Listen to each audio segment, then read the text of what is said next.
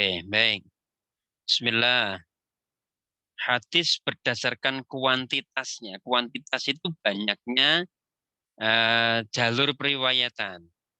Jadi begini, kamu harus bayangkan bahwa hadis itu diriwayatkan oleh para sahabat itu banyak, ya. Dan itu juga terkait dengan bahwa Rasulullah ketika menyampaikan hadis itu ada kalanya di hadapan banyak orang dalam khutbah, dalam kajian, pendidikan yang di situ hadir banyak sahabat. Ada kalanya hadis itu hanya dihadiri oleh beberapa orang sahabat saja. Nah, ada kalanya bahkan hadis itu hanya diterima oleh satu orang sahabat. Nah, kalau hadis itu diterima banyak orang, banyak sahabat, sangat mungkin bahwa masing-masing sahabat yang menerima tadi itu juga menceritakan kepada bawahannya. Bawahan itu artinya orang yang generasi berikutnya. Misalnya generasi setelah sahabat namanya generasi tabi'in, ya kan? Kita sudah bicarakan definisi sahabat ya. Definisi sahabat itu orang yang Islam ketemu Nabi dan hingga meninggal di dalam kondisi Islam. Man laqiyan Nabi sallallahu alaihi wasallam wa huwa muslimun wa mata ala islami. Sahabat itu begitu. Jadi orang yang Islam, orang yang ketemu Nabi, Islam dan hingga meninggalnya itu masih kondisi Islam. Berarti itu sahabat. Karena kalau dia Islam tapi nggak pernah ketemu Nabi, itu bukan sahabat. Atau ketemu Nabi tapi itu tidak Islam, itu juga bukan sahabat. Abu Jahal, Abu Lahab, itu mereka ketemu Nabi, tapi karena tidak Islam ya bukan disebut sebagai sahabat. Ya, maka syarat disebut sahabat itu Islam, ketemu Nabi dan hingga meninggal dalam kondisi Nabi, artinya tidak murtad, tidak kembali kepada kafir. Nah, ketika hadis itu diterima oleh banyak sahabat, ini sangat dimungkinkan masing-masing sahabat tadi menceritakan kepada tabi'in. Tabi'in itu orang yang tidak ketemu Nabi, tapi ketemunya sahabat. Tabi'in, masing-masing tabi'in, dia akan bercerita juga. Sampailah hadis itu diterima oleh orang-orang atau imam-imam yang mengumpulkan hadis. Anda tahu ada orang-orang yang mengumpulkan hadis itu, katakanlah Imam Bukhari, Imam Muslim, Imam Tirmizi, Imam Nasai. Itu imam-imam yang mengumpulkan hadis dalam satu kitab. Dan itu generasinya kira-kira 200 tahun setelah Rasulullah. Nah, Imam Bukhari, Imam Muslim, dan seterusnya itu ketika melacak hadis, itu sampai dengan Rasulullah, itu melalui berbagai jalur sanad. Nah, ada hadis yang sanadnya itu banyak. Sanad tahu ya, mata rantai yang meriwayatkan hadis mata rantai silsilah rawi itu namanya sanad. Ya, jadi misalnya Imam Bukhari, Hadasana, Kutaibah, A'mas dan sebagainya misalnya. A'mas, Sa'id, kemudian Abu Hurairah kepada Rasulullah. Berarti ada beberapa nama perawi. Nah, ketika hadis itu ada diriwayatkan dari berbagai jalur, misalnya jalur pertama ini diriwayatkan oleh Abu Hurairah sampai dengan Imam Bukhari.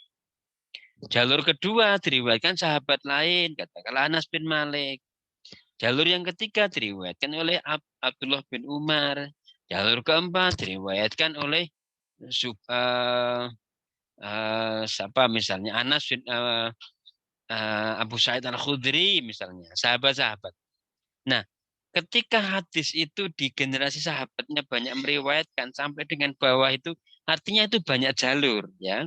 Ada jalur Bukhari, ada jalur ada jalur Abu Hurairah, ada jalur Anas bin Malik, ada jalur Aisyah, ada jalur Abdullah bin Umar dan seterusnya. Nah, hadis berdasarkan jalur-jalur banyaknya jalur tadi itu para ulama membagi menjadi dua hal, yaitu hadis mutawatir dan hadis ahad. Itu ya. Jadi intinya begitu. Saya harus menerangkan tentang makna jalur itu sendiri, atau makna banyaknya kuantitas itu maknanya banyaknya apa? Itu banyaknya jalur periwayatan. Paham ya, Mas, Mbak? Nah, dari segi jalur periwayatan tadi, ada yang disebut dengan hadis mutawatir, ada yang disebut dengan hadis ahad. Hadis mutawatir itu apa? Hadis mutawatir itu hadis yang jalurnya itu banyak. Jalurnya banyak. Dan tidak mungkin mereka bersepakat bohong. Intinya begitu. Jadi mutawatir itu hadis yang diriwayatkan oleh sejumlah rawi, dari sejumlah rawi yang tidak mungkin mereka bersepakat bohong. Ya, hadis yang diriwayatkan dari sejumlah rawi itu berarti kan rawi yang meriwayatkan banyak.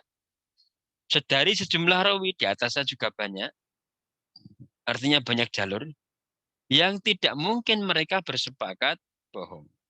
Yang banyaknya jalur tadi tuhilul adah tawatuhum 'alal kadhib. Mereka tidak mungkin bersepakat bohong. Sehingga hadis mutawatir itu hadis yang diyakini pasti benar dari Nabi. Ya, hadis mutawatir. Nah, kemudian eh, bagian yang kedua itu disebut dengan hadis ahad. Nah, sekarang batasannya. Banyak itu berapa saat banyaknya jalur tadi yang dimungkinkan mereka tidak bersepakat bohong itu berapa? Nah, itu ini nanti kembali kepada jumlah minimal jalur hadis mutawatir itu berapa. Ini ada beberapa macam pendapat. Ada yang mengatakan bahwa minimal hadis mutawatir itu ada 4 jalur. Minimal. Satu. Ya. Pendapat pertama mengatakan bahwa minimal 4 jalur. Ini dianalog dengan atau dikiaskan dengan jumlah saksi. Kan kalau misalnya ada penuduhan zina dan sebagainya itu kan minimal harus menghadirkan 4 saksi untuk meyakinkan bahwa berita yang diceritakan itu benar. Ya. Karena hadis itu sebenarnya kenapa ada bagian begini? Ini terkait dengan apakah hadis yang disampaikan itu apakah benar atau tidak. Ya. Nah,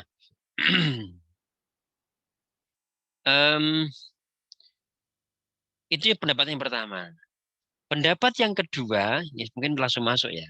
Saya, eh, ini mungkin secara definisi nanti mungkin biar saya urut saja menjelaskannya. Tadi saya masih baru petanya ya.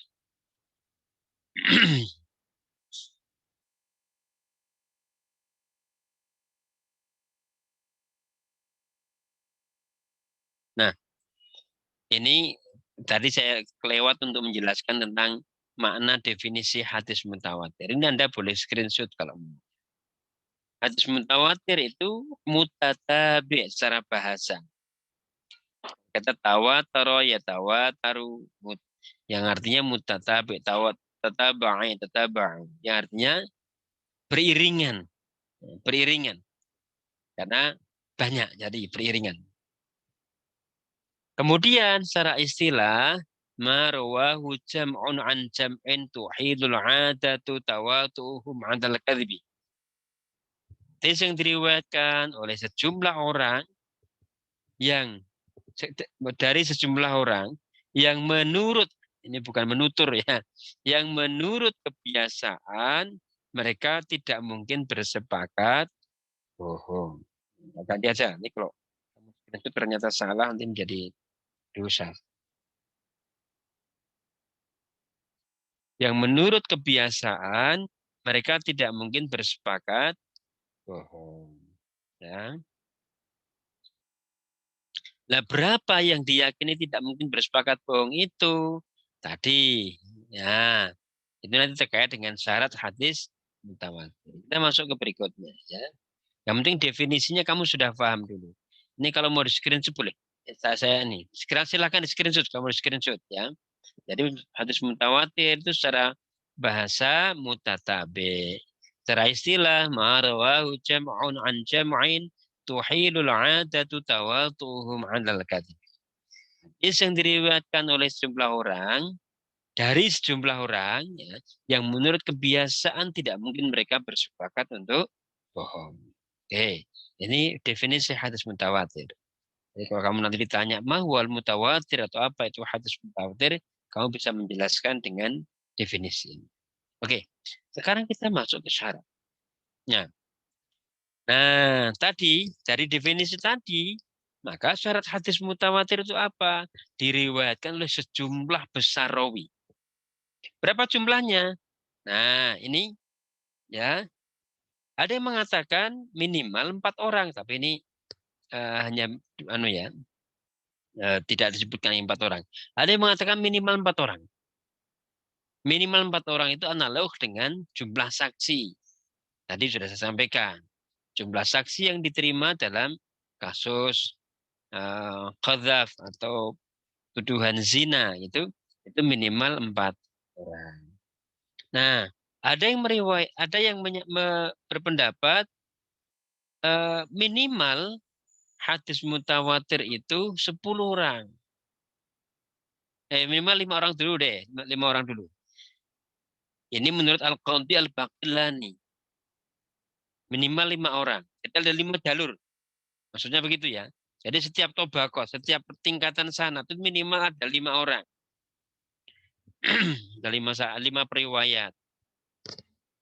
Ini analog dengan jumlah Rasul Ulul Azmi. Ya, ini dianalogkan gitu ya. Analog dengan jumlah Rasul Ulul Azmi.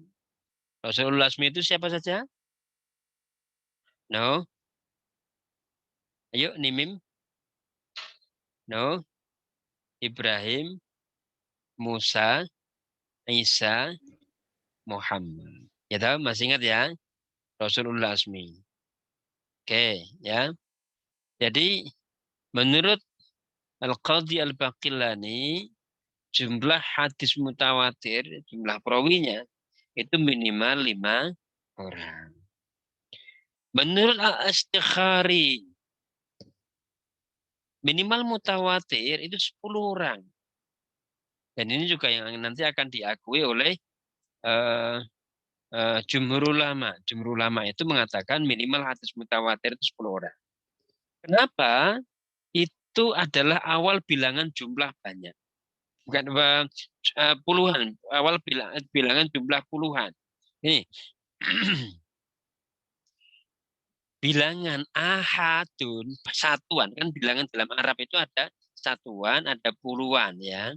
Yang satuan itu 1 sampai dengan 9. Maka disebut ahad. Lawannya mutawatir itu ahad, satuan. Ya. Nah, yang mutawatir itu karena lawannya ahad, maka mutawatir berarti yang bilangan mulai puluhan. Nah, 10 ke atas, berarti ada 10 jalur periwayatan, itu disebut dengan hadis mutawatir. Itu, ya. Jadi mutawatir itu menurut jumhur ulama, menurut Istikhari dan jumhur ulama mengatakan bahwa minimal hadis mutawatir itu adalah 10 orang. Karena apa? Karena yang 9 itu adalah 9 ke bawah itu bilangan 1. Ada yang berpendapat lain lagi, minimal 12 orang. Ini analog dengan Al-Maidah ayat 12 itu. Jumlah sampai itu umatnya Nabi Musa, Pak Isa. Terus 20 orang, 40 orang, terus 10 orang, macam-macam. Itu ada yang pendapatnya begitu. Tapi jumhur ulama, jumhur itu mayoritas ulama ya, itu menyepakati minimal hadis mutawatir itu adalah 10 orang, 10 jalur periwayatan. Nah, ada yang berpendapat jumlah minimal enggak prinsip. Yang penting mereka diyakini tidak mungkin bersepakat bohong. Nah, itu aja. Karena yang terpenting dari penamaan hadis mutawatir itu, hadis tadi itu dipastikan betul bahwa itu berasal dari ya, Nah, syarat yang kedua, syarat hadis mutawatir yang kedua, itu adanya keseimbangan jumlah rawi antara tabaqat pertama hingga tabaqat terakhir. Keseimbangan jumlah rawi itu gini maksudnya. Di generasi sahabat, katakanlah ada 5 sahabat. Ternyata di generasi tabi'in, periwayatnya kok hanya 2 orang, berarti nggak seimbang. Kalau di generasi sahabatnya 5, berarti minimal juga yang di generasi tabi'in itu 5. Di generasi tabi'in juga 5. Muridnya tabi'in juga 5. Sampai dengan perawi hadis yang terakhir. Itu ya.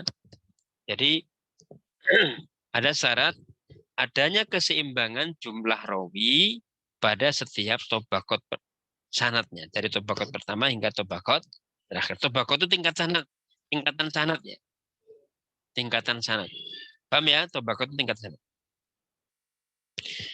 Syarat yang ketiga itu berdasarkan tanggapan panca indera. Maksudnya apa?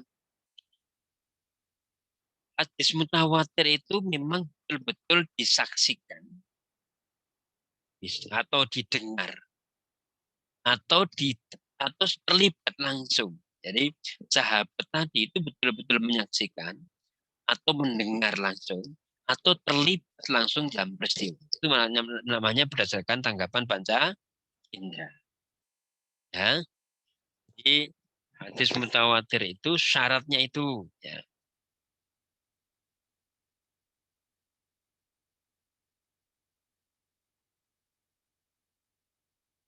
Oke. Nah, sekarang contoh macam-macamnya. Kita masuk kepada macam-macam hadis mutawatir. Begini, kenapa kemudian para ulama itu mengklasifikasi lagi hadis mutawatir? Ini berdasarkan kategorisasinya, ya.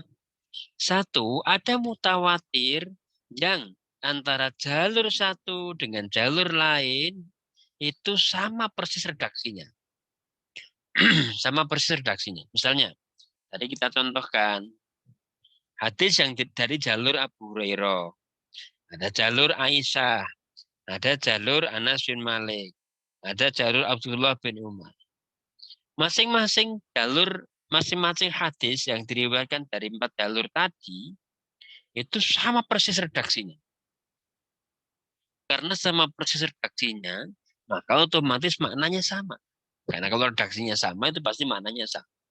Ya. Nah, ini disebut mutawatir lafzi karena secara lafaz sama. Ya. Maka hadis mutawatir lafzi itu hadis yang lafaznya antara satu jalur dengan jalur yang lain itu sama persis. Itu mutawatir lafzi. Ya, contohnya biasanya ini. Man kadzaba alayya muta'ammidan. Ini untuk fontnya terlalu aneh jika malah agak susah. Fal yatabawwa maq'adahu minan. Siapa yang berbohong atas namaku dengan sengaja, maka hendaknya dia bersiap tempat tinggalnya adalah neraka. Ini sabda Nabi dan itu banyak diulang di berbagai kitab. Maka disebut dengan mutawatir lafzi karena bunyinya sama persis. Man kadzaba alayya muta'ammidan falyatabawwa maq'adahu minan. Nah, ini keterangannya nih. Hadis ini diriwayatkan oleh 60 sahabat menurut Abu Bakar As-Sairi. Ada 62 sahabat menurut Ibnu Shalah. Bahkan menurut Abu Qasim bin Manduh itu lebih dari 80 sahabat yang meriwayatkan hadis ini. Nah, artinya hadis ini sangat-sangat mutawatir, sangat populer, sangat terkenal, sangat benar isinya karena semua sahabat meriwayatkan ini. Ya. Nah, contoh yang lain. Qala ya Muhammad, innal Qur'ana unzila ala sab'ati ahrufin. Jibril berkata kepada Muhammad, ya Muhammad, sesungguhnya Al-Quran itu diturunkan dalam 7 huruf. 7 huruf maknanya 7 dialek. Bukan 7 huruf A, B, C, D, alif, ba, ta itu bukan. Sab'ati ahrufin itu maknanya adalah dalam 7 macam dialog. Dialek, bukan dialog. Sama dengan Jawa itu kan misalnya bahasa Jawa ya. Bahasa Jawa itu kan ada bahasa Jawa khas Jogja. Ada bahasa Jawa khas Solo. Ada bahasa Jawa khas Banyumasan yang ngapak ya. Tegal, Banyumas, Purwokerto yang ngapak-ngapak. Kapli kalau kan itu dialek ya. Dialek ya. Sama sampai aslinya bahasa Jawa. Sama-sama bahasa Jawa, tetapi beda dialeknya. Nah, Quran itu juga begitu. Maka baca Quran itu kadang kalau kamu mendengar ada yang wadduhi wallaili idza saja ma wadda'aka rabbuka wa ma qala. Itu karena di kalangan sahabat waktu itu ya ada dialek masyarakat Arab yang membacanya begitu. Kamu aja kalau sekarang itu mendengarkan lahjah. Lahjah itu dialek. Dialek orang-orang Arab itu dari berbagai daerah itu beda-beda. Dari Tunis, dari Mesir, dari Arab Saudi sendiri, dari ini, itu anunya beda, pronunciation beda. Nah, itu maksudnya Quran itu supaya dia akrab dengan manusia itu juga mengakomodasi dialek-dialek tadi. Maka diperbolehkan membaca ada daerah tertentu yang membaca mim mati itu dibaca doma. Maka tidak alaihim siratal ladzina an'amta alaihim, tetapi dibaca siratal ladzina an'amta alaihim. Itu boleh.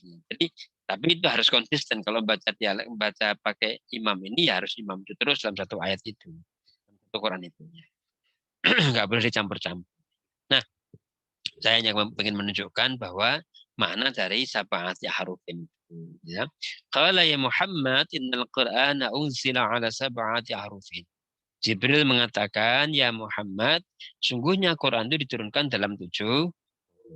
Nah, oke. Sekarang yang berikutnya. Macam-macam hadis mutawatir yang kedua itu mutawatir maknawi. Jadi kalau tadi itu lafaznya persis.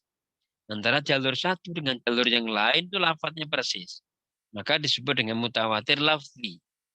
Nah, bagaimana kalau antara jalur satu dengan jalur yang lain itu redaksinya berbeda, lafaznya berbeda, bunyi teks hadisnya berbeda, tetapi isinya sama, ya, isinya sama. Nah, itu yang kemudian sama itu maknanya semakna ya. Yang itu yang kemudian disebut dengan mutawatir maknawi. Contohnya, misalnya itu, biasanya itu contohnya ini, yaitu contoh mengangkat tangan ketika berdoa. Kan Anda kata kalau doa kan begini toh. Allahumma, Allahumma, Allahumma. Kan gitu toh. Mengangkat tangan ketika berdoa. Nah, mengangkat tangan ketika berdoa itu hadisnya banyak. Tetapi redaksinya beda-beda. Bunyi teksnya hadis beda. Nah, karena berbeda-beda teksnya tadi, tetapi maknanya sama, dan itu banyak, maka disebut dengan mutawatir maknawi. Paham ya sampai di situ ya, Mas, Mbak? Jadi mutawatir lafzi ada Alhamdulillah. mutawatir maknawi. Oke, bagus. Alhamdulillah. Nah, ini contoh hadisnya ya. Qala Abu Musa al-Asy'ari da'an Nabi sallallahu alaihi wasallam. Thumma rafa'a yadayhi wa ra'aitu bayadha ibtaihi. Rasulullah berdoa. Kemudian beliau mengangkat tangan. Dan aku melihat terlihat putih-putih di ketiaknya. Ya, saya nggak tahu itu apa. Tetapi itu bukan jangan difokuskan kepada putih-putih ketiaknya. Tapi fokuskan kepada bagaimana Nabi berdoa dengan mengangkat tangan. Nah itu yang penting. Bukan soal itu. Ya. Wara'a itu bayadha ibtaihi. Aku melihat putih-putih di ketiaknya. Itu artinya tanda bahwa dia mengangkat tangannya itu agak tinggi. Kalau begini kan nggak kelihatan. Diprok tangannya, angkat tangannya diprok. Karena memang doa itu disunahkan ngangkat tangannya itu sudah terbahu. Juga bukan begini ya. Maksudnya ada juga yang begini. Ada yang itu tangannya dia naik ke atas gini, Allahumma, ada begini. Tapi ada yang lazim Rasulullah begini. Ngangkat tangannya itu tangan ditengadahkan ke atas dan sejajar dengan bahu. Ya, itu. Sehingga kalau kelihatan putih-putih itu memang wajar karena itu angkatnya berarti agak tinggi sampai dengan bahu. Gitu ya. Kecuali di doa istisqa itu sampai begini-begini betul. Allah ya Rob ya Rob. Ya, gitu. Naik-naik ke atas. Oke ya. Ini mutawatir manawi. Hadis semacam ini diriwayatkan lebih dari 100 hadis. Bayangkan 100 hadis. Dengan redaksi yang berbeda-beda. Tapi memiliki kesamaan makna. Ya ini keadaan Nabi mengangkat tangan ketika berdoa. Ya. Oke. Ini setiap slide-slide ini boleh kalian screenshot kalau atau kalau enggak nanti saya kirimkan file juga. Nah, yang ketiga itu disebut dengan mutawatir amali. Mutawatir amali. Ini amali itu pakai ain ya sebenarnya, bukan hamzah. Mutawatir amali. Soalnya kalau amali pakai hamzah itu maknanya cita-cita. Amalun, amal. Bukan amal. Kalau amal itu pakai ain itu perbuatan atau kerja.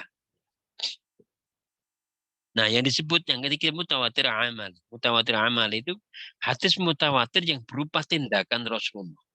Perbuatan Rasulullah yang diikuti turun-temurun sampai dengan kita. Contohnya apa ya? Gerakan sholat. Gerakan sholat. Jumlah rakaat sholat.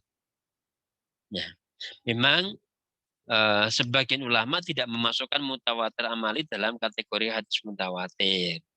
Karena secara redaksional sudah masuk dalam kategori maknawi. Jadi begini, hadis itu kan semua tertampung dalam redaksi. Baik itu isinya perbuatan maupun isinya perkataan Nabi. Tuh. Kan semuanya ada dalam redaksi teksnya. Nah, tetapi ada yang mencoba membedakan bahwa karena yang isinya itu tindakan, ya enggak, tapi tetap aja itu terpisah begitu yang dari macam hadis yang mutawatir yang lain. Nah, mutawatir amali ini seperti hadis menerangkan tentang waktu sholat, rakaat sholat, sholat jenazah, sholat tata cara sholat, pelaksanaan haji, kadar zakat, harta dan sebagainya itu amali. Jadi misalnya tata cara sholat, kita ini sebenarnya tanpa diajari dengan bunyi redaksi hadis, kita sudah bisa sholat sejak kecil. Karena ketika sholat kecil kita itu, kita langsung diajari prakteknya atau diajari baca hadisnya. Prakteknya langsung tuh. Jadi ketika kecil Anda diajari sholat bapak kamu atau ibu kamu, itu kan praktek langsung. Tidak diajari, oh kalau ruko dasarnya begini, rukonya begini. Kemudian kalau bacaan sujud ini kan tidak diajari hadisnya dulu. Tetapi diajari gerakannya dulu. Nah, seperti itu terjadi pada masa juga sahabat sampai kita. Jadi mereka itu mengikuti apa yang dilakukan Rasulullah dan apa yang diikuti tadi kemudian turun-temurun sampai ke kita. Kita bisa sholat itu karena ada guru kita yang diajari gurunya tentang sholat. Guru kita diajari lagi gurunya tentang sholat. Gurunya tadi diajari lagi sampai dengan ke atas, sampai dengan Rasulullah. Kan gitu toh? Jadi semua sahabat, ya semua yang kita lakukan ini sebenarnya turun-temurun. Kita diajari bapak kita atau guru kita. Bapak kita atau guru kita itu juga diajari oleh gurunya. Gurunya saya, misalnya, Anda sebenarnya saya ajari tentang sholat. Saya diajari guru saya. Guru saya pun diajari oleh gurunya. Gurunya pun diajari oleh gurunya. Sampai dengan guru pertama agama Islam, yaitu Rasulullah. Itu ya. Nah, Rasulullah diajari siapa? Untuk gerakan sholatnya Rasulullah diajari malaikat Jibril.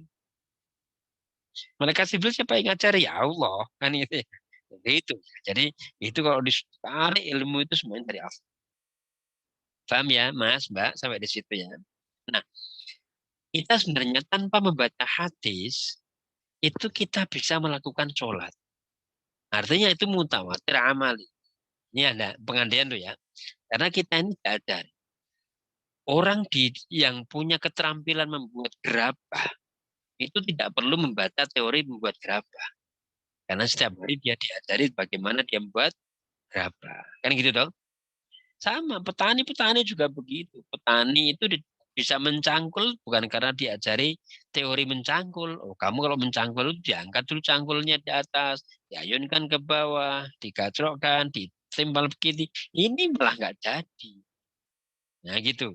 Jadi mutawatir amali itu hadis-hadis yang turun-temurun yang sifatnya itu perbuatan. Yang dalam tanda kutip, andai saja itu tidak ada hadis yang bersifat redaksional menjelaskan, itu orang masih tetap bisa menjalan. Paham ya sampai situ ya, Mbak? Nah, sekarang bagaimana kedudukan dari Yap. hadis mutawatir? Ya, bagaimana kedudukan dari hadis mutawatir? Hadis mutawatir itu mempunyai nilai ilmu doruri. Bahasanya begitu, ini bahasa Hasan. Apa itu ilmu doruri? Yufidu ila ilmil doruri, yaitu keharusan untuk menerima dan mengamalkan. Berarti ada tingkat kepastian. Dia punya tingkat kepastian tinggi bahwa hadis itu pasti dari Nabi. Hadis itu betul-betul dari Nabi. Gitu ya. Jadi hadis tadi betul-betul diriwayatkan dari Nabi. Itu hadis mutawatir. Maka hadis itu kalau sudah mutawatir nggak perlu lagi ditanyakan apakah hadis mutawatir itu sahih. Ya, kebalik pertanyaannya. Karena mutawatir sudah di atasnya sahih. Jadi saya akan terangkan. Kita akan masuk. Kenapa mutawatir itu bisa di atasnya sahih?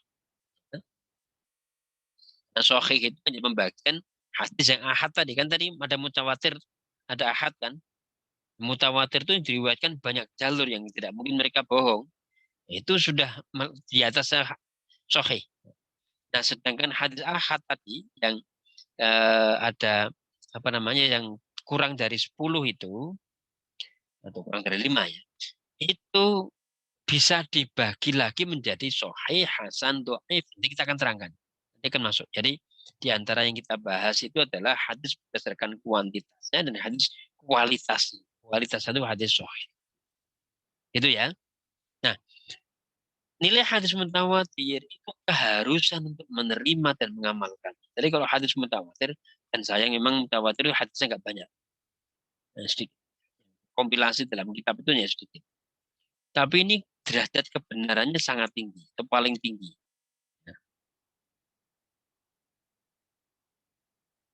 Nah, saya kasih pengaris begini.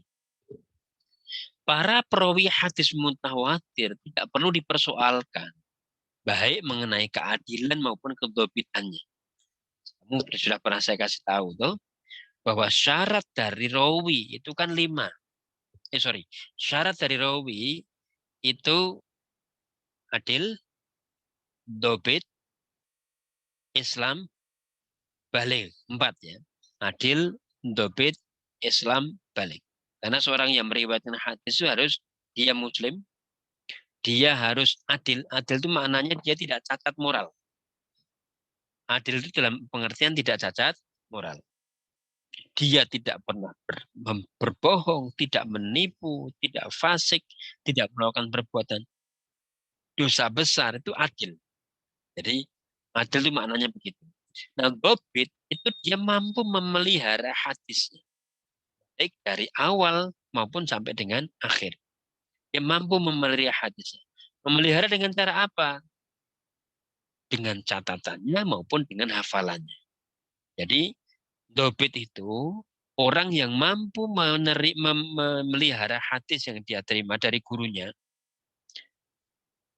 Dia mampu menerima dengan baik, tidak salah terima, dan mampu juga memelihara sampai dengan menyampaikan hadis tadi itu tidak ada kepikunan. Ya, ya. Jadi dia menerima hadisnya dalam kondisi yang eh, jernih, ya, tidak ada yang tercecer. Ketika gurunya mengatakan A, ya dia menerimanya A. Gitu.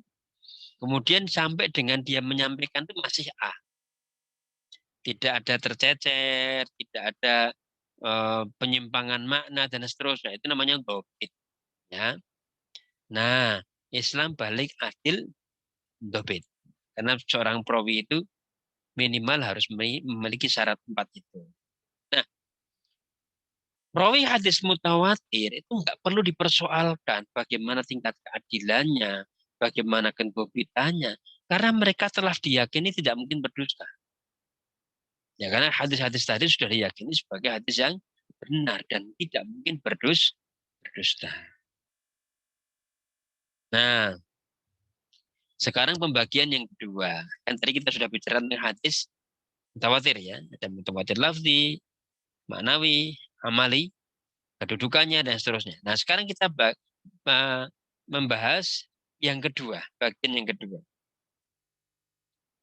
Bagian yang kedua dari hadis tadi itu disebut dengan hadis ahad, ya. Hadis ahad. Ahad itu artinya satuan, bukan ahadun, tapi ahadun, ya. Artinya satuan. Tapi ahad itu satuan, artinya hadis yang diriwayatkan oleh perawi dalam rentang 1 sampai dengan 9. Ya, ini dia. Pokoknya tidak sampai derajat mutawatir itu namanya hadis ahad. Maka definisinya hadis yang tidak memenuhi syarat hadis mutawatir.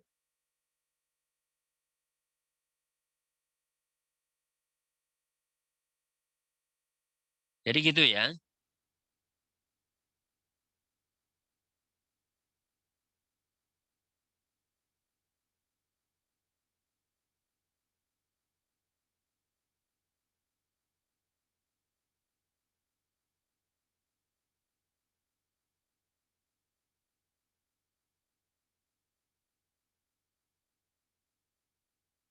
Hadis yang tidak memenuhi syarat hadis mutawatir itu disebut dengan hadis ahad.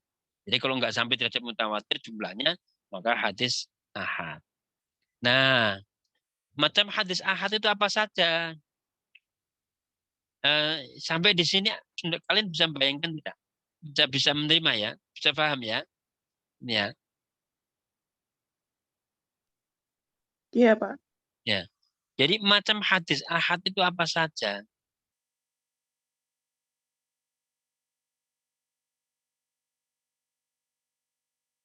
Nah, itu ada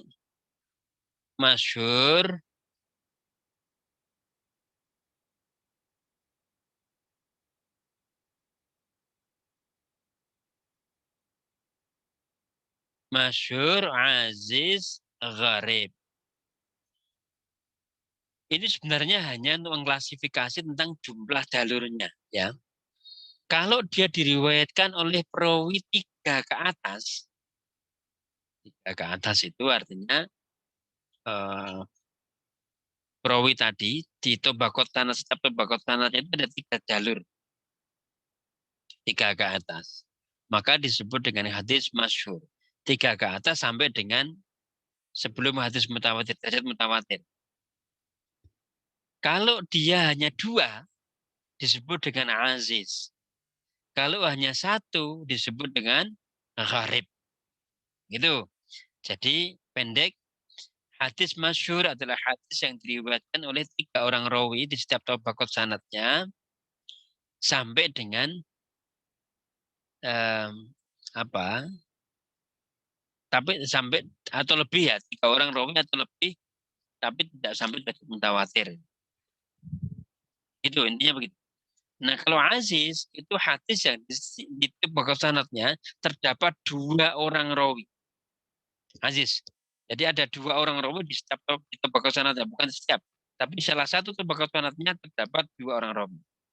Kalau aziz, gharib itu hadis yang terdapat 1 orang rawi di salah satu tabaqat sanadnya. Itu ya. Ini sebenarnya uh, kalau apa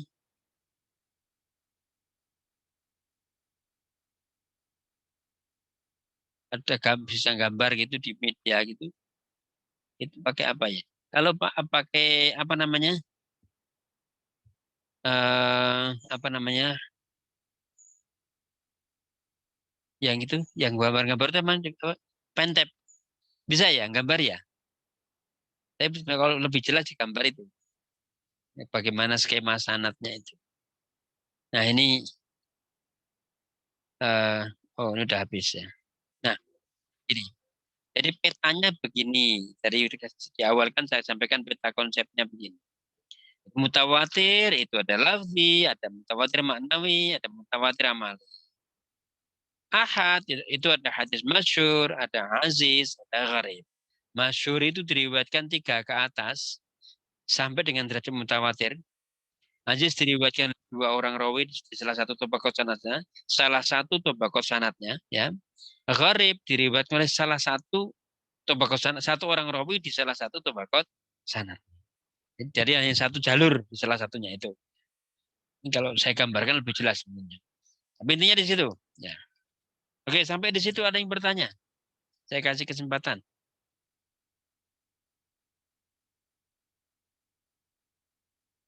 Silakan jika ada yang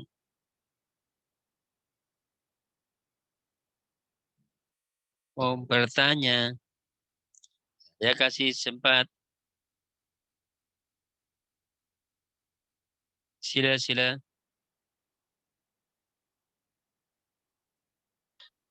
Pak, mau tanya, Pak. Gimana, Mbak?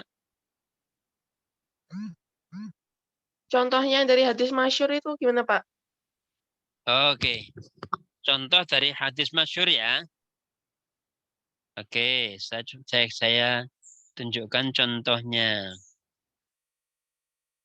Contoh dari hadis masyhur.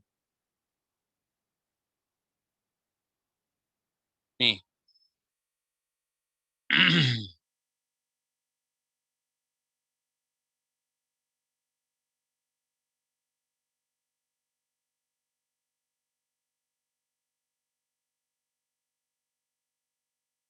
Definisinya ya. Ini contohnya nih. Idza jaa ahadukumul jum'ata falyaghtasil. Kalau datang hendak melaksanakan sholat Jumat, hendaknya mandi. Nah, itu hadisnya masyhur. Masyhur itu artinya diriwayatkan berbagai jalur. Ya. Yang lain, ini saya kasih contoh yang lain. Nah, ini tentang status sebenarnya. Ada hadis masyhur meskipun diriwayatkan 3 jalur itu kan ada kalanya sahih, ada kalanya hasan, ada kalanya dhaif. Misalnya, ini hadis yang sahih tadi, idza jaa ahadakumul jum'ata, idza jaa ahadukumul jum'ata falyaghtasil. Kalau kamu tidak sholat Jumat, kamu hendaknya mandi. Ya. Ada yang masyhur hasan. Hasan itu di bawahnya sahih. Hasan itu artinya ya masih makbul, masih diterima. Artinya kan baik hasan dia. La dororo wala diror. Ini akhirnya menjadi kaidah ya. Tidak boleh membahayakan, tidak boleh melakukan perbuatan yang berbahaya maupun membahayakan. Jadi Islam itu melarang kita melakukan perbuatan yang berbahaya dan juga membahayakan. Ya. La dororo wala diror. Ya. Yang do'if ada ini. Tolabul ilmi faridatun ala kulli muslimin wa muslimatin. Do'ifnya di mana? Wa muslimatin. Ya. Ini kan terkenal, masyhur ya. Tolabul ilmi faridatun ala kulli muslimin. Itu punya redaksi yang benar. Tetapi ada yang menambahi dengan wa muslimatin. Nah, muslimatin ini enggak perlu. Meskipun ini bukan berarti bahwa ketika tidak ada muslimatin, yang wajib menuntut ilmu itu hanya laki-laki, tidak. Karena dalam kaidah bahasa Arab itu domir huwa itu juga bermakna untuk perempuan. Maksudnya begini, ketika kita mengucapkan Assalamualaikum warahmatullahi wabarakatuh, ya kan? Assalamualaikum kan sebenarnya untuk mudzakkar, kum, untuk laki-laki. Untuk kedua laki-laki banyak. Assalamualaikum. Tetapi kan kita nggak perlu mengatakan assalamualaikum waalaikumna. Toh ketika mengucapkan assalamualaikum, perempuan juga boleh menjawab. Karena yang didoakan bukan hanya laki-laki, tapi sebenarnya kum di situ bermakna juga untuk laki-laki dan untuk perempuan. Nah, begitu juga dengan thalabul ilmi fardhatun ala kulli muslimin ini. Muslimin ini juga memiliki makna sebenarnya sudah umum. Semua orang Islam, itu maknanya. Oke. Kalau yang aziz, itu hadis yang diriwayatkan oleh dua orang rawi yang tidak sampai derajat, dua orang rawi di salah satu tabaqat sanadnya. Contohnya ini, An Nabi Hurairah radhiyallahu anhu, anna Rasulullah sallallahu alaihi wasallam qala, la yu'minu ahadukum hatta akuna ahabba ilaihi min walidihi wa waladihi wan nasi ajma'in. Kalian tidak akan menjadi orang yang beriman sampai aku lebih dicintai. Aku berarti Rasulullah. Aku lebih dicintai daripada orang tuanya, anaknya, dan semua orang. Cinta kita kepada Rasulullah itu melebihi cinta kita kepada orang tua kita, kepada anak kita, bahkan kepada orang lain. Sedangkan yang gharib diriwayatkan satu orang. Innamal a'malu binniyat. Itu satu orang.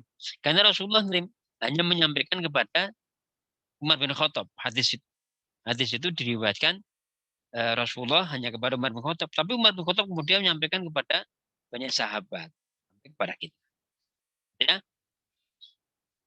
Baik, anak-anakku semuanya, saya kira itu ya, kita sudah harus berpisah karena waktunya waktunya udah habis ya. Terima kasih atas perhatiannya. Mudah-mudahan yang kita pelajari ini ada faedahnya. Kalian bisa mengambil pelajaran dari pembelajaran yang kita pelajari hari ini. Kita cukupkan ya. Kita akhiri bersama dengan baca hamdalah dan menutup majelis. Alhamdulillahirabbil alamin.